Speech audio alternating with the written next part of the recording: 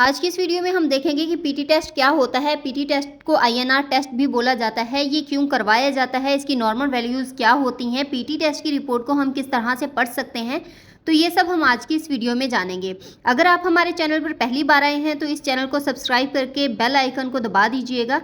PT INR से हमें पता चलता है कि ब्लड को क्लॉट होने में कितना टाइम लगता है, यानी कि ब्लड में कितनी एबिलिटी है क्लॉट होने की।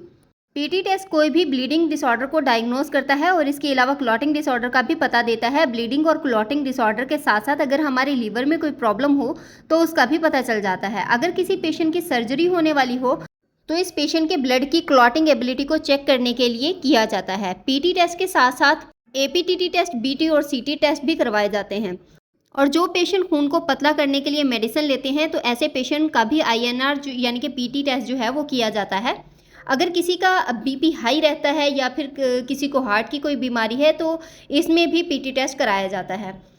पीटी टेस्ट की नॉर्मल वैल्यूज़ 11 से 13.5 सेकंड तक नॉर्मल होती हैं और आईएनआर की नॉर्मल वैल्यूज़ जो होती हैं वो 0.8 से लेके 1.1 तक नॉर्मल होती हैं।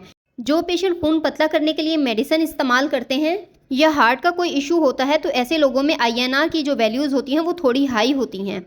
अगर किसी पेशेंट की आईएनआर की वैल्यूज़ जो हैं वो बढ़ी हुई होती हैं तो इसका मतलब है कि या तो कोई ब्लीडिंग डिसऑर्डर है या फिर ब्लड जो है वो स्लोली क्लॉट हो रहा है, यानी कि अगर इस मरीज़ का ऑपरेशन होता है तो इसके ब्लड जो है वो देर से क्लॉट होगा, यानी ब्लड की जो एबिलिटी है क्लॉट होने की वो कुछ कम है। ऐसा बहुत सारी कंडीशन में हो सकता है।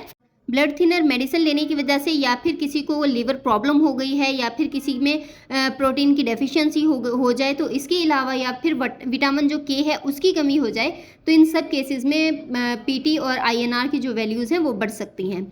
और अगर पीटी टेस्ट यानी कि आईएनआर का टेस्ट नॉर्मल वैल्यूज से कम है तो इसका मतलब है कि ब्लड जो है वो जल्दी क्लॉट हो रहा है, यानी कि पेशेंट का जो ब्लड है वो गाढ़ा हो रहा है और ज़्यादा जल्दी क्लॉट हो रहा है, तो जिसकी वजह से हार्ट की बीमारियां हो सकती हैं, ब्लड प्रेशर हाई हो सकता है। पीटी का मतलब होता है प्रोथ्रोम्बिन टाइम, जो एक तरह की प्रोटीन होती है जिसको ब्लड क्लॉटिंग फैक्टर भी बोला जाता है, जो विटामिन के की मदद से लीवर में बनता है और ब्लड को क्लॉट होने से रोकता है।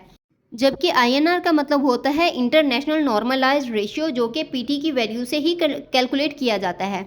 यानी कि पीटी की जो लैब में वैल्यूज़ आती हैं उन वैल्यूज़ को पीटी की नॉर्मल वैल्यूज़ के साथ डिवाइड किया जाता है और इससे हमारे पास आईएनआर की जो वैल्यूज़ होती हैं वो आ जाती हैं। तो ये थी हमारी आज की वीडियो। आई होप कि हमारी वीडियो आपको पसंद आई होगी। वीडियो को लाइक कीजिएगा और शेयर कीजिएगा। तो अपने क्लासमेट के साथ, दोस्तों के साथ इस वीडियो को ज़रूर शेयर कीजिएगा और इस चैनल को ज़रूर सब्सक्राइब करके बेल आइकन का बटन दबा दीजिएगा ताकि हमारी आने वाली नेक्स्ट इन्फॉर्मेटिव वीडियोज़ जो हैं वो आप तक पहुँचती रहें। Thanks for watching.